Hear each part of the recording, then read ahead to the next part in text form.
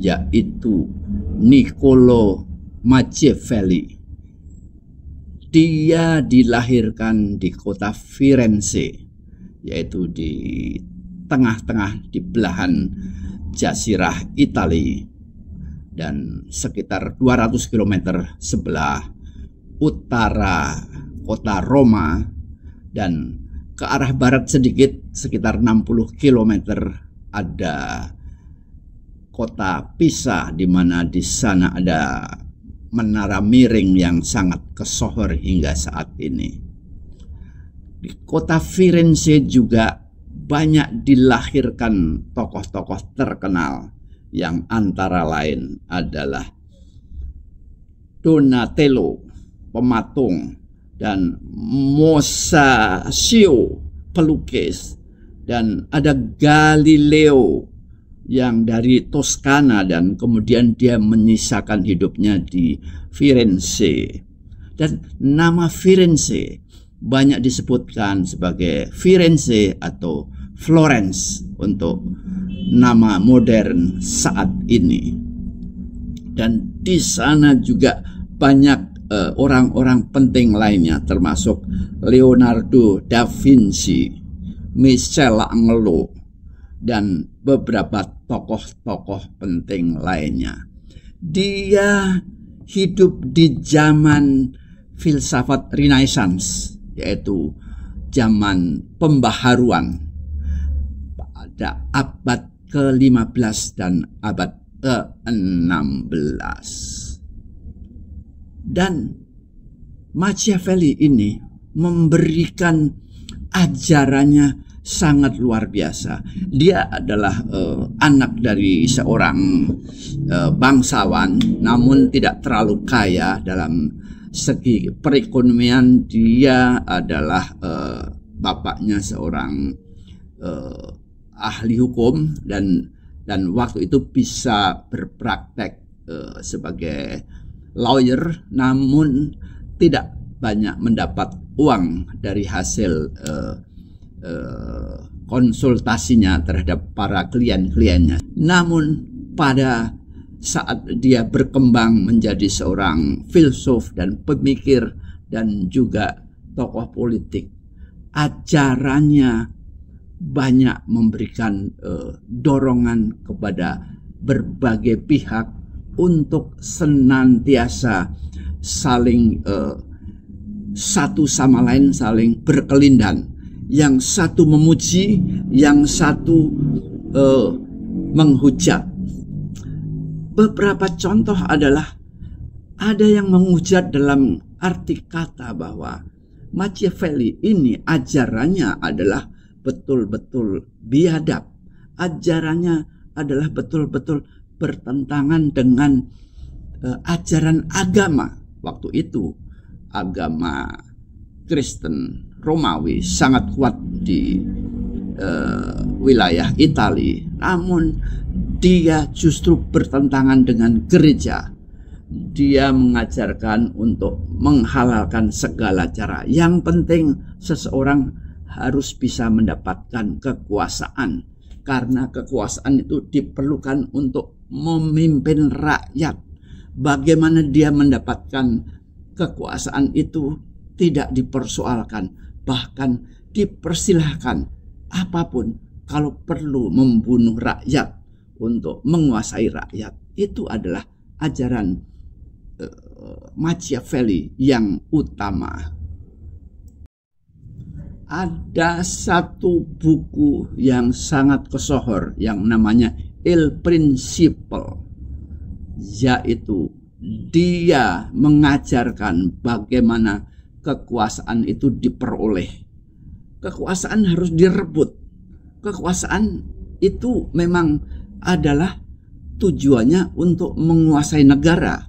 Dan kalau negara sudah dalam genggamannya, maka dia akan memiliki perangkat untuk mengatur rakyat. Itu adalah teori yang dikembangkan oleh Machiavelli, dan hal tersebut banyak dipraktikkan pada masa Renaissance tersebut.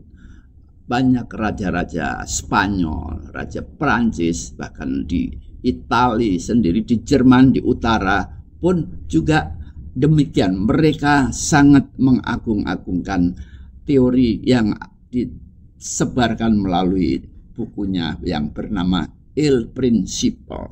Sebagai akibat dari teori yang disebarkan tersebut, maka Machiavelli kemudian diasosiasikan dengan hal-hal yang buruk, yang menghalalkan segala cara untuk mencapai tujuan. Orang melakukan tindakan seperti itu disebut Machiavellis, dan hal tersebut tentunya tidak menggetarkan hati Machiavelli karena Machiavelli memang seorang filsuf yang sangat percaya diri dan tidak mengharapkan orang menyetujui atau tidak menyetujui. Dia justru orang berbondong-bondong membicarakan mengenai teori dia, mengenai apa yang ditulis, dan itu semakin menjadikan dirinya dicari orang. Karya-karya Machiavelli tidak hanya di bidang politik.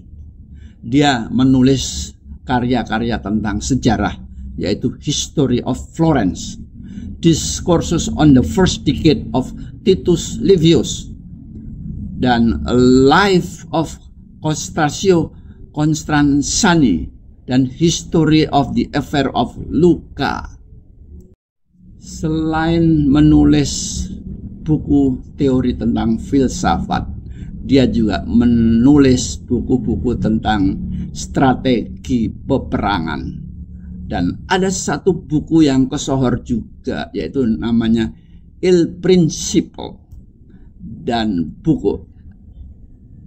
nama bukunya adalah The Prince, yaitu sebuah buku yang mengadopsi atau yang secara letterlek memberikan plot-plot bagaimana sebuah kekuasaan itu harus diraih, harus direbut, dan harus didapatkan untuk bisa menguasai pemerintahan. Dan itu memang diperlukan karena konsep negara itu sudah muncul lama sejak Yunani kuno. Di sana sudah ada rakyat jelata dan ada negara, dan kemudian muncul agama Kristen, muncul gereja. Nah, pada abad ke-15 pada saat Machiavelli hadir, di situ terjadi berbagai teori, dan justru teori The Prince yang diajarkan oleh Machiavelli akhirnya dilarang oleh penguasa pada waktu itu. Buku The Prince demikian buruknya di mata gereja sehingga ini adalah dianggap sebagai ajaran kejahatan, ajaran teori untuk mengajari orang berbuat jahat untuk menguasai rakyat. Dan puncaknya adalah bahwa buku tersebut dilarang oleh Paus Clement ke-8. Beberapa buku karangan Machiavelli dalam bahasa Italia antara lain ada Discorso sopra le cose di Pisa, Del modo di trattare i popoli della Val di Siena, dan Del modo tenuto dal Duca Valentino nel Amasari, dan masih banyak lagi buku-buku lain yang menjadi buku wajib bagi sekolah-sekolah di Italia pada waktu itu. Dari hasil ajaran-ajaran Machiavelli, dari buku-bukunya, hampir semua mengajarkan bagaimana memperoleh kekuasaan, liku-liku, trik-trik, dan plot-plot bagaimana seseorang harus berlaku terhadap sesama anggota parlemen atau sesama anggota kerajaan, dan juga bagaimana memperlakukan rakyat agar rakyat tetap dalam genggaman, agar rakyat tetap bisa menurut, dan agar sebuah negara bisa berjalan sebagaimana mestinya diharapkan. Jadi konsep sebuah negara yang dipimpin oleh seorang pimpinan, apakah Perdana Menteri, apakah Raja, ataukah Presiden, tapi dengan cara memperolehnya seperti yang diajarkan oleh Machiavelli ini, sehingga Machiavellianism itu menjadi sebuah teori yang dianggap sangat cocok bagi mereka-mereka yang ambisius untuk menguasai sebuah negara. Sebagai misalnya, buku The Prince, di sini dia disebutkan mengajarkan cara-cara dan metode untuk mendapatkan dan mengamankan kekuasaan politik. Dan memang kekuasaan politik ini adalah sangat ampuh. Seseorang apabila bisa mengendalikan kekuasaan politik, maka rentetan di bawahnya akan dengan mudah tunduk, dan itu maka yang terpenting adalah memegang kendali yang atasnya. Ini adalah teorinya Machiavelli.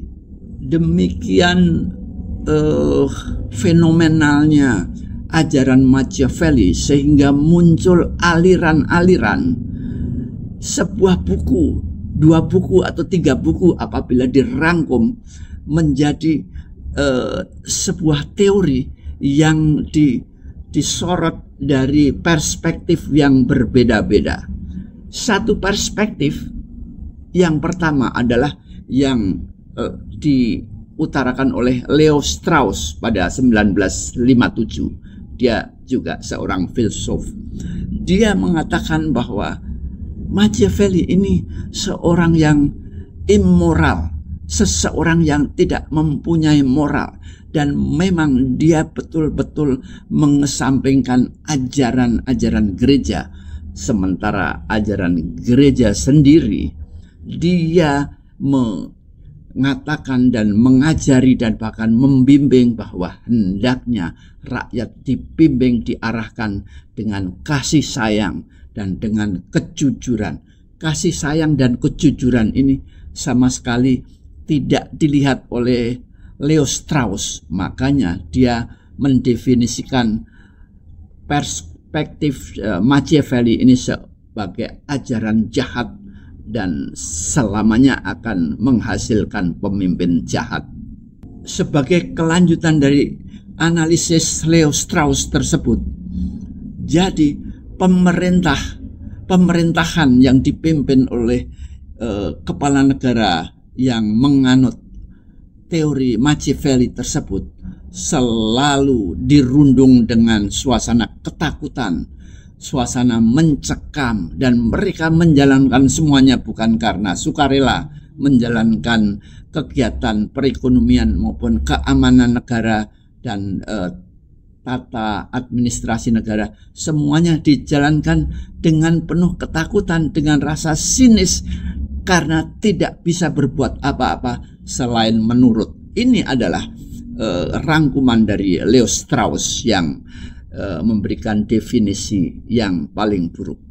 Ada pandangan kedua yang dipelopori oleh Benedetto Croce pada 1925. Ini seorang filsuf yang mengakui dan menganalisa bahwa Machiavelli ini adalah seorang yang realis, pragmatis. Jadi apa yang dicari, apa yang dikehendaki, itulah yang dikerjakan.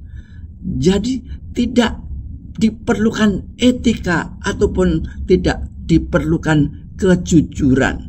Jadi pandangan kedua ini memberikan endorsement, memberikan consent, memberikan izin bahwa seorang Machiavellis, oh iya, dia seorang Machiavellis, dia bisa bertahan di puncak kekuasaannya dengan menjalankan teori Machiavellis. Dia tidak jahat, memang dia perlu melakukan hal seperti itu. Kalau tidak, maka negara akan berantakan, akan amburadul, dan itu akan menyimpang dari teori Machiavelli. Sementara itu pandangan yang ketiga ini yang dipelopori oleh Ernst Cassirer pada 1946. Dia seorang pemikir yang memahami Machiavelli. Dia melihat sesuatu yang ilmiah dari cara berpikir seorang Machiavelli. Dia melihat bahwa Machiavelli melihat kekuasaan itu dari sisi saintis. Jadi di utak-atik sebuah kekuasaan, sebuah power dari mulai tingkat nomor satunya, dari tingkat wakilnya, dari tingkat parlemennya, dari tingkat kepala daerahnya, dari tingkat kepala angkatan bersenjata, dan tingkat para pengadilan dan para penuntut umum, semuanya itu dilihat oleh Machiavelli dan dirangkum dalam sebuah teori bagaimana menggenggam kekuasaan. Jadi secara saintifik, secara ilmu, Machiavelli memang sudah membuat sebuah analisa yang jelimet, yang detail, dan intinya, ujung-ujungnya kekuasaan adalah ini, itu, dan itu semuanya ada di dalam teori Machiavelli. Kesimpulan tersebut bisa dikatakan sebagai sebuah analisis Galileo of Politics, yaitu Galileo yang membedakan antara fakta dan nilai moral. Jadi di sini seseorang akan melihat bahwa seorang pemimpin itu melakukan ini dan melakukan itu, memang tidak perlu itu sebuah tidak perlu dicela, tidak perlu dipergunjingkan. Bahkan kalau perlu kita memperkuat pada kekuasaannya dia supaya bisa langgeng, pemerintah bisa berjalan sebagaimana mestinya. Jadi para cecunguk-cecunguk, para antek-antek, atau zaman sekarang para durna-durna ini pada mendarma baktikan kepada pemimpinnya untuk mendukung sang Machiavellis yang sudah berhasil memegang tampuk kekuasaannya agar kekuasaannya biar semakin kokoh. Maka dia harus didukung, disupport oleh banyak elemen kekuasaan, dan mereka yang melakukan dukungan itu pastinya akan menikmati berbagai hal-hal yang secara pragmatis memang dicari di dalam membina kekuasaan. Dia bisa memerintah jajaran di bawahnya, dan dia bisa melenggang dengan menguasai wilayah-wilayah tertentu dengan kekuasaannya dan lain sebagainya. Sementara itu, filsafat barat yang asli jauh hari sebelum Machiavelli, yang di awal-awal abad, bahkan sebelum abad 1, pada masa Aristoteles, justru politik itu adalah dilandasi oleh etika, dilandasi oleh kebaikan hati, dilandasi oleh rasa sayang dan menyayangi kepada sesamanya.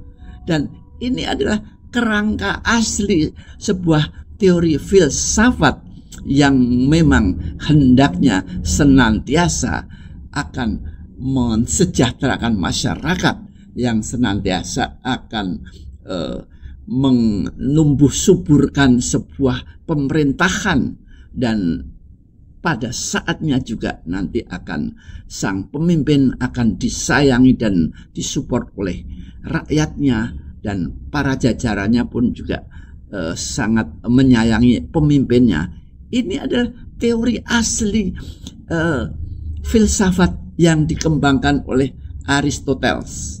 Tentunya Machiavelli juga paham benar dengan teori filsafat Aristoteles yang menjadi bapak filsafat di dunia ini. Dia tentunya sangat paham karena dia hidup 15 abad setelah Aristoteles. Tapi Machiavelli ini mengikuti kiprah, dan ingat waktu itu di Florence, di Firenze, tempat dia berada, di situ ada kekuasaan raja yang memang menguasai pemerintahan.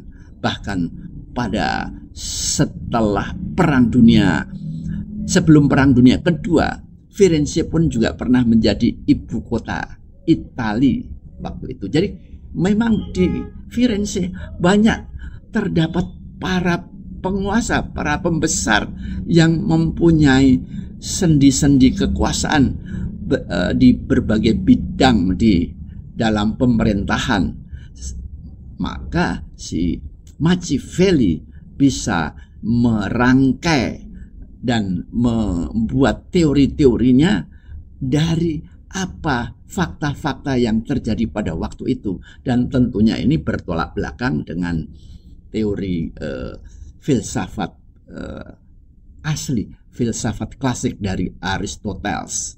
Kembali kepada teori filsafat Aristoteles, pada waktu itu selalu digaungkan bahwa sang penguasa hendaknya dia harus mempunyai nurani, dia harus bisa memiliki karakter, nilai-nilai luhur, bagaimana dia memperlakukan rakyat, bagaimana dia memperlakukan bawahannya, para menterinya, para anggota dewan, bagaimana dia memperlakukan itu semua agar hendaknya terjadi transfer of power secara smooth dari top ke bawah, ke hierarki di bawahnya lagi, ke eselon di bawahnya lagi, dan semuanya bisa menyebar merata hingga pimpinan, perintah dan komando dari sang raja, dari sang presiden, jadi sang kepala pemerintahan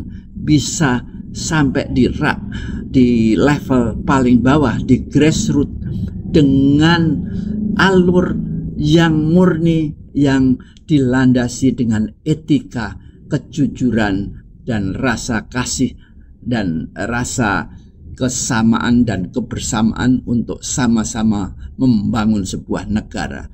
Itu adalah yang menjadi teori umum pada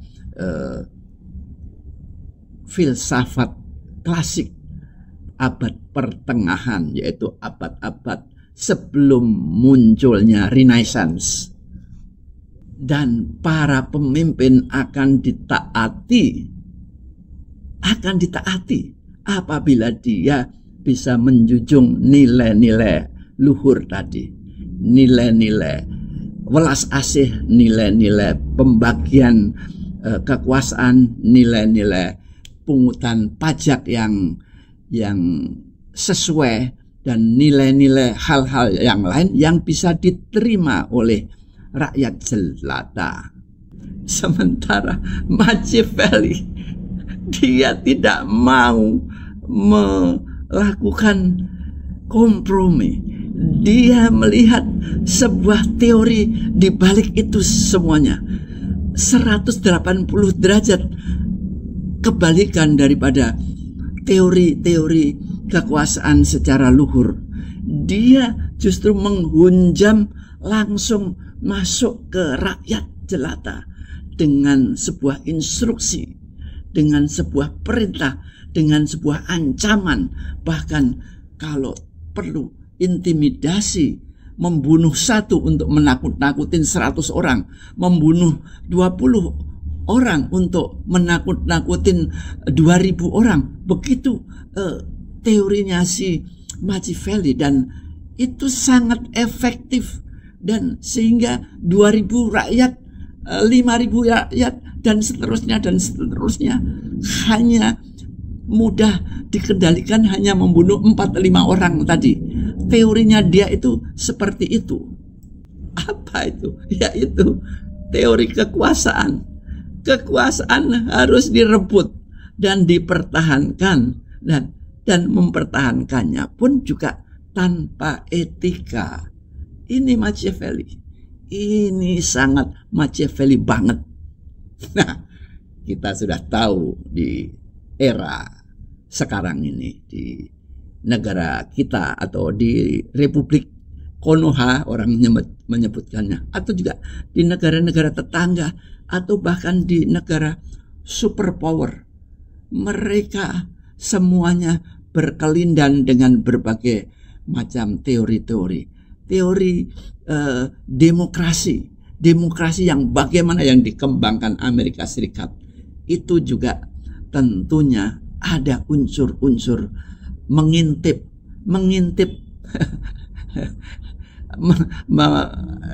menonton sambil mempicingkan mata mana-mana yang cocok dipakai dari Machiavelli sehingga dia bisa mempertahankan kekuasaannya.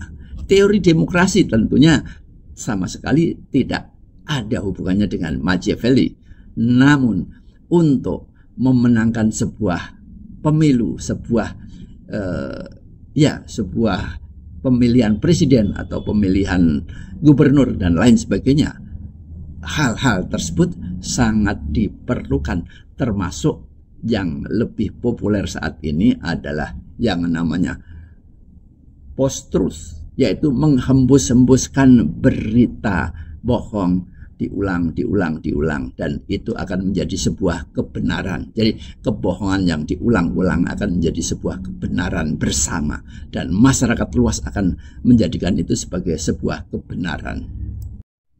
Merujuk pada teori Machiavelli, memang kekuasaan memang harus didapat dengan berbagai cara, dan setelah didapat harus dipertahankan.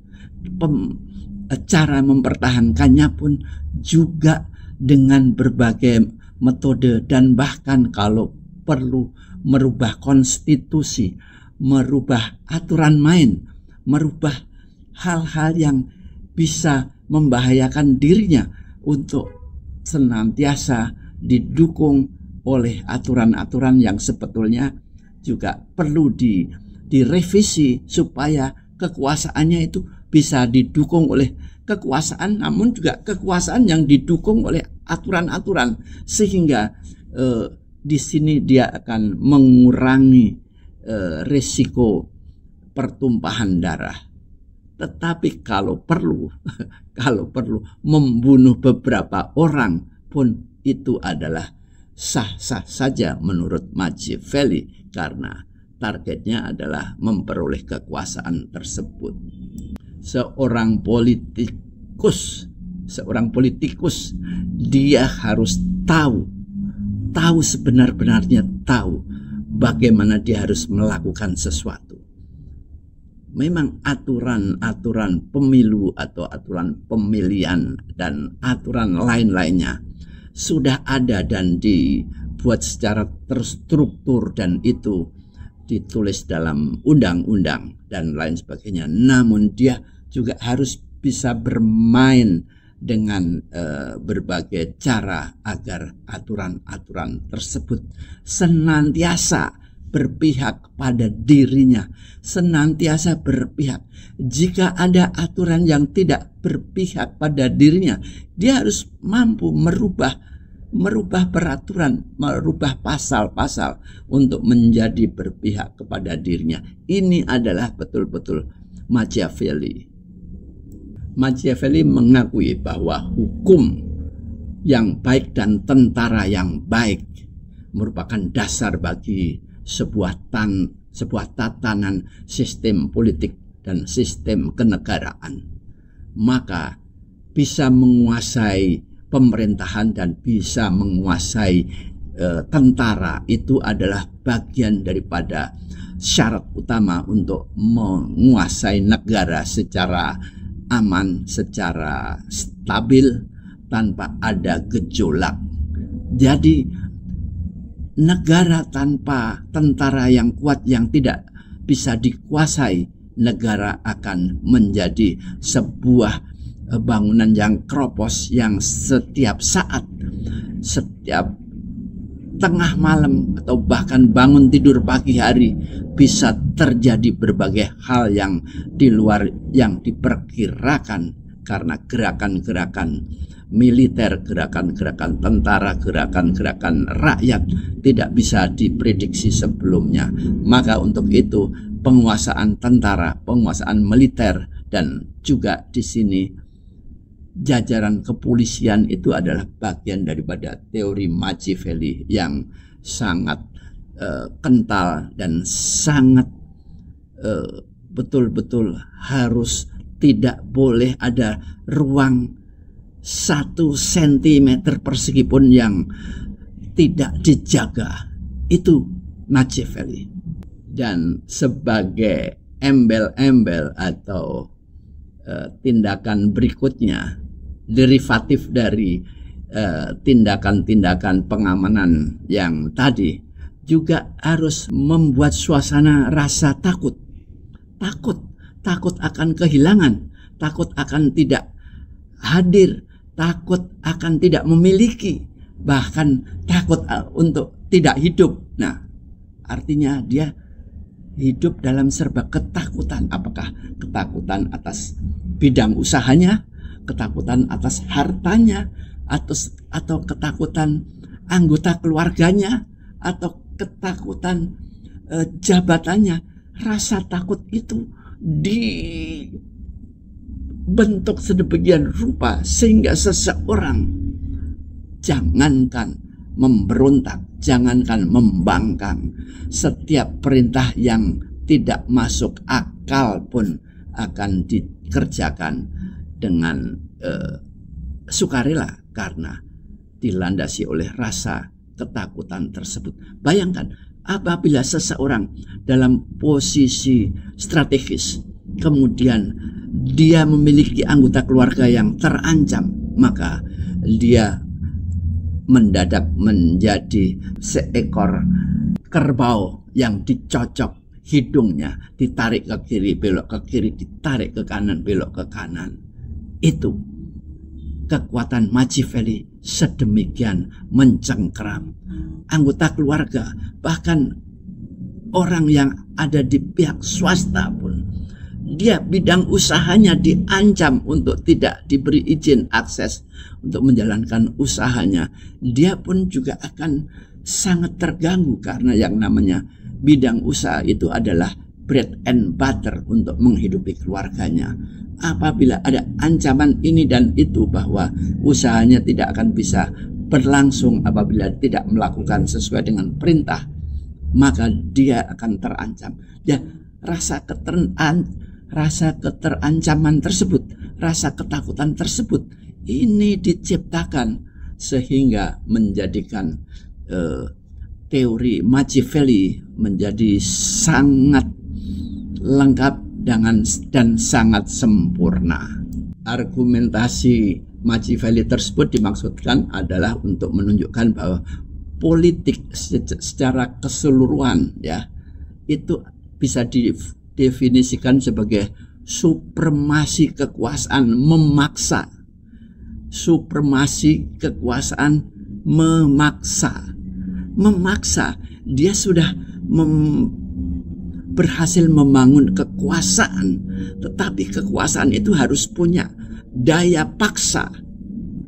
Nah, daya paksa itu harus diciptakan sehingga dia bisa langgeng berada di sana di dalam keadaan supremasi tersebut. Ini adalah otoritas pemerintahan yang dikembangkan dengan teori Machiavelli.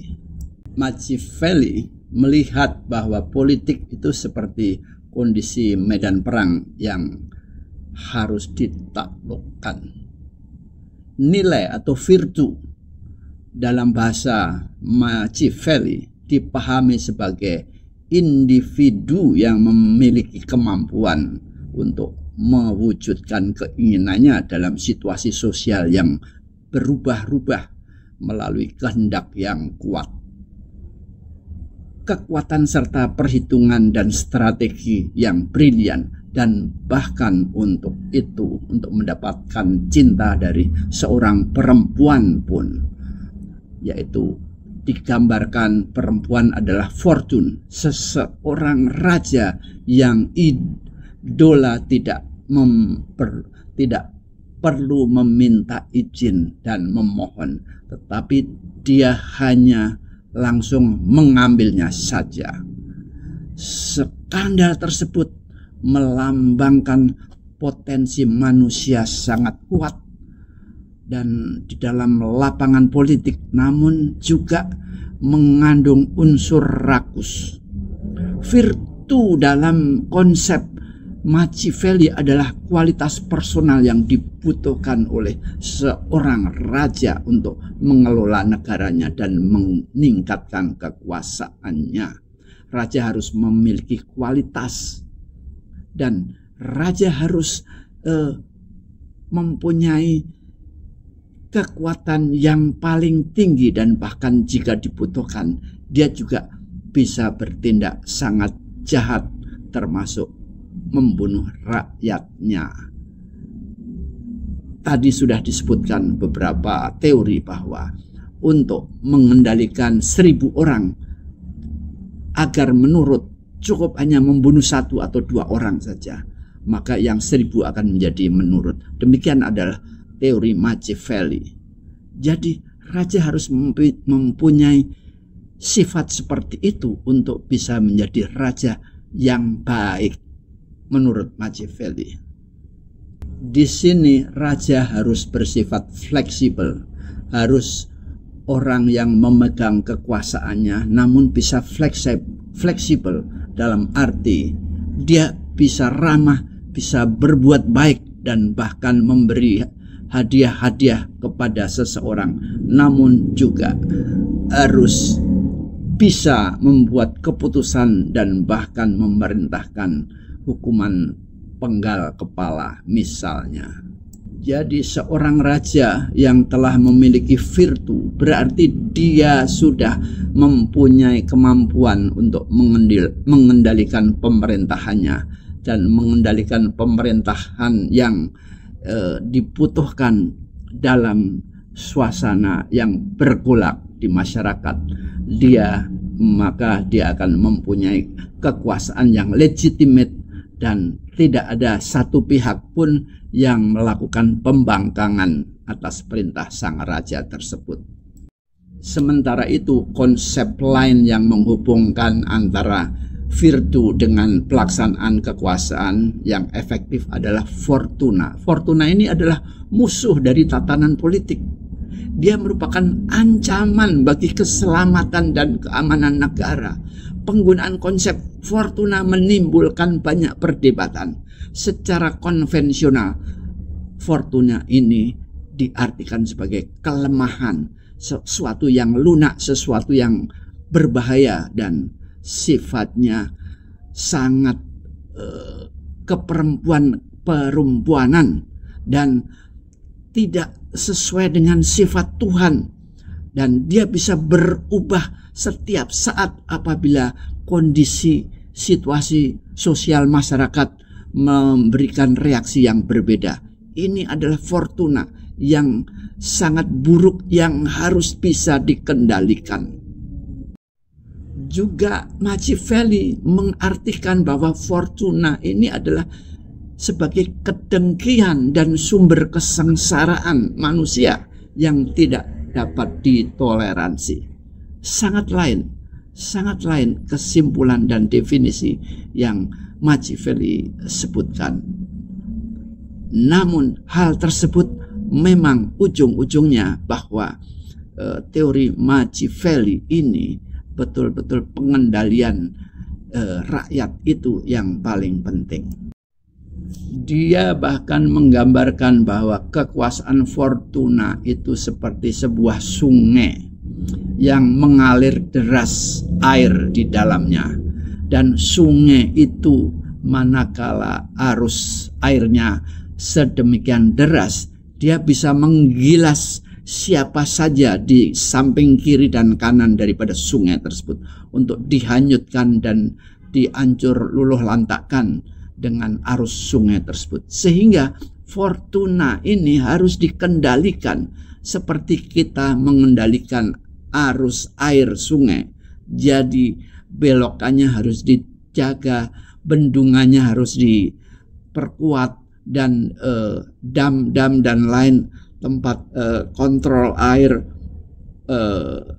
pintu-pintu air harus dipasang dengan jejaring-jejaring yang kuat dan dengan kontrol yang sempurna sehingga air tersebut betul-betul bisa dikendalikan. Ini adalah penggambaran sebuah Fortuna oleh Machiavelli. Secara lebih detail lagi bahwa Fortuna tersebut ibaratnya suatu upaya dengan menjalankan upaya kebersamaan dari para aparat untuk mengendalikan berbagai gejolak-gejolak yang ada di masyarakat, seperti halnya mengendalikan aliran air sungai yang arusnya deras manakala selesai mencairnya salju dari gunung dan airnya turun dengan derasnya, dan itu bisa melanda berbagai bangunan di bawahnya, di kiri dan di kanannya, sehingga diperlukan kemampuan manajemen yang kuat untuk mengendalikan Fortuna tersebut. Di sini yang dimaknai dengan Fortuna oleh sang Machiavelli adalah pengendali kekuasaan. Ini harus mempunyai jajaran-jajarannya, dari mulai para menteri, dari mulai angkatan bersenjata, dari mulai angkatan kepolisiannya, dari mulai dewan pengadilan dan juga anggota dewan masyarakat, wakil rakyat. Itu harus dikendalikan. Siapapun partainya, ada berapa golongan di dalam partai, silahkan saja, namun setiap partai harus dikendalikan. Maka seorang presiden yang mengendalikan setiap ketua umum partai, dia artinya telah menjalankan secara sempurna teori Machiavelli. Sang kepala umum, pimpinan umum, ketua umum partai yang mempunyai anggota dewan sekian puluh atau sekian ratus anggota di dewan, bisa diatur untuk melakukan voting A atau voting B atau C dan lain sebagainya sesuai dengan kehendak sang raja. Sang raja ini tinggal bilang belok ke kiri, airnya akan ke kiri. Dihadang ke kanan, maka airnya akan mengalir ke kanan. Ini adalah betul-betul asli teori Machiavelli. Dikaitkan dengan teori Machiavelli tentang pengendalian Fortuna tersebut, juga diperlukan gerakan yang sangat cepat. Maka apabila ada indikasi gerakan-gerakan liar yang tidak terkendali, misalnya ada ketua umum partai ingin melakukan pembelotan dengan membawa pasukan gerbongnya untuk swing ke kanan atau swing ke kiri, dia harus betul-betul langsung dihadang dan dipanggil dan diarahkan gerbongnya belokkan ke sini atau ke situ, karena kalau tidak maka bahaya yang lebih besar akan menimpa sang ketua umum. Ini adalah murni asli teori Machiavelli.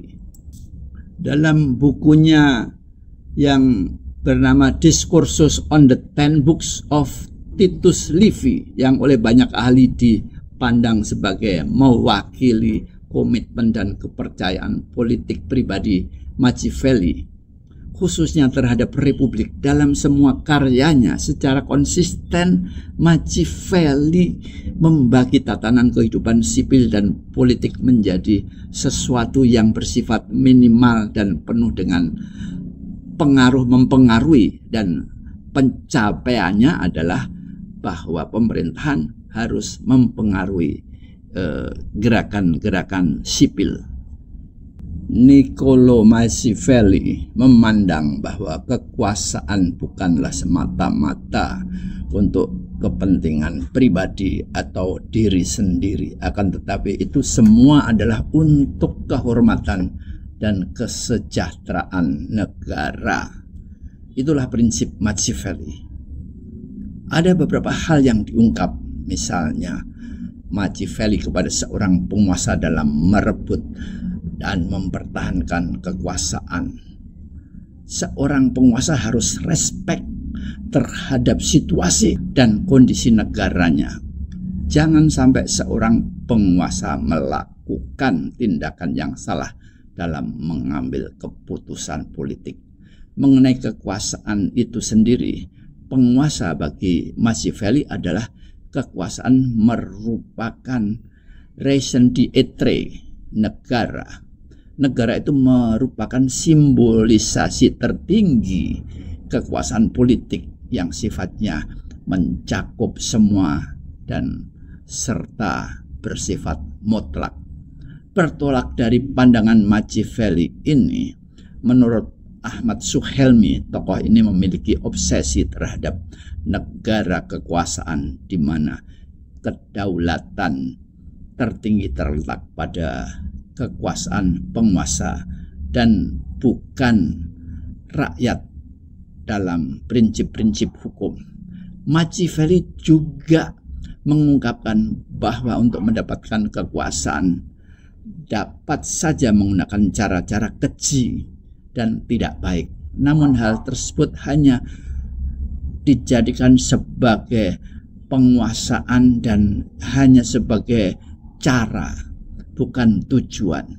Karena tujuannya adalah tetap untuk kesejahteraan dan kesempurnaan serta keteraturan sebuah negara. Jadi memang kadang-kadang ada penyelesaian secara keji pada beberapa individu atau beberapa kelompok orang di dalam sebuah negara tersebut. Namun hal tersebut itu merupakan perkecualian dengan tujuan untuk terselenggarakannya negara. Kalau tidak, akan terjadi kekacauan dan itu pasti lebih buruk bagi masyarakat dan bagi rakyat dan tentunya bagi penguasa dan at the end ya adalah bagi negara tersebut. Dan bagi sebuah negara yang maju ya, menurut Machiavelli lagi, dia harus dipimpin oleh satu orang dan satu orang itu harus mengendalikan peraturan-peraturan dan pemerintahan yang diciptakannya harus menentukan watak nasional daripada bangsa tersebut. Selama Machiavelli berkarir sebagai sekretaris dan diplomat pada Republik Fiorentin, Machiavelli mendapatkan pengalaman di lingkungan inti pemerintahan Perancis yang menurut pandangannya adalah model konstitusional minimal. Machiavelli melihat kerajaan Perancis dan rajanya memiliki dedikasi terhadap hukum. Dia menyatakan bahwa kerajaan Perancis merupakan kerajaan yang pada saat itu paling baik pengaturan hukumnya. Raja Perancis dan para bangsawannya yang berkuasa dikontrol oleh aturan hukum yang dilaksanakan oleh otoritas independen dari parlemen. Oleh karena itu, kesempatan adanya tindakan tirani yang tidak terkendali dapat dieliminir. Bagaimanapun bagusnya penataan dan kepatuhan hukum dalam rezim yang demikian, menurut pandangan Machiavelli, tidak sesuai dengan vivere libero. Sepanjang terdapat kehendak publik untuk mendapatkan kebebasannya, raja yang tidak dapat memenuhinya harus meneliti apa yang dapat membuat mereka menjadi bebas. Dia menyimpulkan bahwa beberapa individu menginginkan kebebasan dan itu hanya untuk dapat memerintah saja. Sebaliknya, sebagian besar mayoritas rakyat mengalami kebingungan antara kebebasan dan keamanan. Jadi antara bebas dan aman itu dua hal yang bagi rakyat itu sesuatu yang membingungkan. Untuk itu negara atau pemerintahan harus hadir, Hadir dalam arti menentukan dan menghindari kebingungan dari rakyat. Sementara itu sebagian besar atau mayoritas dari rakyat yang mengalami kebingungan tersebut antara kebebasan dan keamanan harus diarahkan, harus ada sistem, harus ada mekanisme yang mengarahkan bahwa tidak lagi ada kebingungan di antara rakyat. Dan ini adalah tugas sang raja. Maka raja yang memiliki otoritas, raja yang punya akses ke parlemen, raja yang memiliki tentara yang bisa diperintah, raja yang diberi kewenangan, dan raja yang mempunyai wibawa, itu adalah raja yang menurut Machiavelli itu raja yang legitimate menjalankan pemerintahannya. Sementara apabila dia mengalami hambatan, mau melakukan keputusan ini tidak bisa, melakukan keputusan itu tidak bisa, maka terjadi gesekan-gesekan, dan disitulah pada akhirnya rakyat mulai melakukan pemberontakan, dan pemberontakan biasanya bisa dilakukan secara sporadis, secara kelompok-kelompok kecil di berbagai wilayah dari sebuah negara, dan itu apabila terjadi berulang-ulang akhirnya akan membesar dan menjadi sebuah kekuatan yang membahayakan kekuasaan sang raja. Demikian, semoga bisa mencerahkan, dan tentunya Machiavelli ini akan terus menjadi kajian di masa-masa depan dan di abad-abad depan, bagaimana bentuk pemerintahan yang ideal yang bisa menyelenggarakan pemerintahnya secara lancar dan memenuhi harapan banyak rakyatnya. Kembali kepada pembangkangan pemikiran Machiavelli terhadap kekuasaan gereja, agama dalam hal ini Kristen, memang mengedepankan etika dan kejujuran, di mana di situ kekuasaan dianggap akan bisa berlangsung baik apabila didukung dengan sifat-sifat yang baik tersebut. Ini adalah teori asli filsafat klasik, filsafat kuno yang dikembangkan oleh Aristoteles. Namun Machiavelli membangkang terhadap teori ini karena apabila seseorang patuh dan taat dengan teori-teori klasik tersebut, maka pemimpin sang politikus tersebut akan sangat lemah dan akan mudah digoyang, akan mudah diombang-ambingkan oleh situasi. Apakah misalnya panen terlambat, atau karena musim winternya terlalu dingin, atau karena sesuatu hal ada gempa bumi dan lain sebagainya, atau panennya tidak menghasilkan buah anggur yang semestinya seperti tahun-tahun sebelumnya. Berbagai hal yang di luar kekuasaan pemerintahan tersebut apabila terjadi sulit dikontrol oleh pemerintahan yang mengedepankan etis, mengedepankan kejujuran. Jadi semua itu harus dikontrol. Semuanya ketidakpastian tersebut, ketidakpastian yang dipengaruhi oleh kondisi alam, harus dijadikan menjadi pasti dengan mencengkeram kekuasaan. Sehingga apabila misalnya panen gandumnya gagal, dia harus memaksakan petani harus menanam ini, menanam itu, menanam kentang dan lain sebagainya. Apabila musim dinginnya terlalu lama sehingga kayu bakar dan bahan pemanas tidak ada, dia harus memaksa begini, begitu dan lain sebagainya. Itu harus dilakukan dengan paksaan sehingga pemerintahan akan berjalan meskipun kondisi alam sedang terjadi anomali. Itu adalah bagian daripada argumentasi Machiavelli. Ada benarnya juga, sebetulnya cukup cerdas juga Machiavelli mengembangkan teori ini. Jadi memang ketidakpastian alam itu selalu senantiasa terjadi, dan pada abad ke-15 tersebut itu kondisinya pun demikian. Jadi kalau misalnya panen kentang tidak seperti biasanya, maka kentangnya menjadi ini, menjadi itu. Penduduknya harus makan apa dan lain sebagainya. Gandum bagaimana, ini bagaimana. Terus jeruk atau anggur bagaimana. Terus musim salju, sampai menumpuk rumah-rumah sampai tidak bisa dikeruk saljunya. Bagaimana menyelamatkan ini.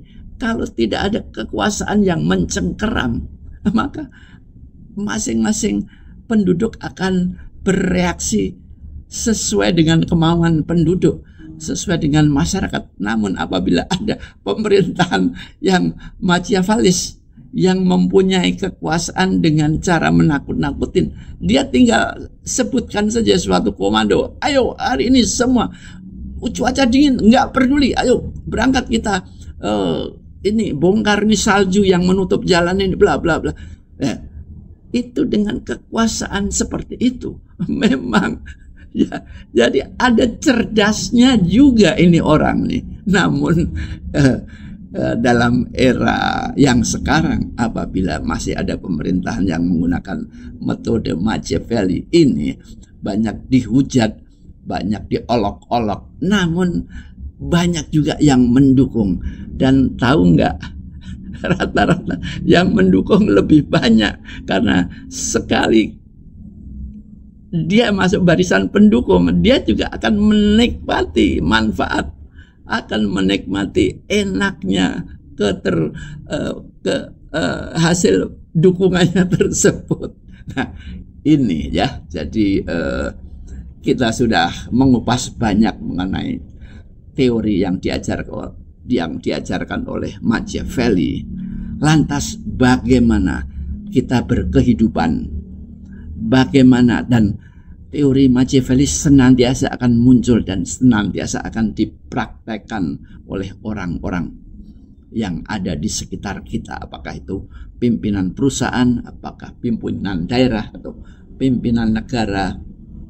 Kita dalam era demokrasi, era etika, dan era-era keterbukaan sekarang, kita harus pandai-pandai mensiasatinya. Memang hidup masih belum akan makmur, kemakmuran masih jauh dari sempurna. Jadi rakyat jelata masih akan harus struggling meniti kehidupan ini. Nah, setelah kita memahami dari awal sampai akhir teori Machiavelli ini, mari kita landasi diri kita dengan moral dan etika yang benar, dengan kejujuran, dengan patuh hukum, dan juga melakukan hal-hal yang manfaat, yang sehingga bisa memberi manfaat kepada diri kita sendiri, pada keluarga kita, dan tentunya kepada lingkungan kita. Dan kalau bicara lingkungan kita, berarti kepada bangsa dan negara juga. Demikian, silahkan komen mengenai Machiavelli ini, dan kita tunggu ulasan dengan berbagai teori filsafat lainnya nanti. Like, share, dan jangan lupa pencet bel. Terima kasih.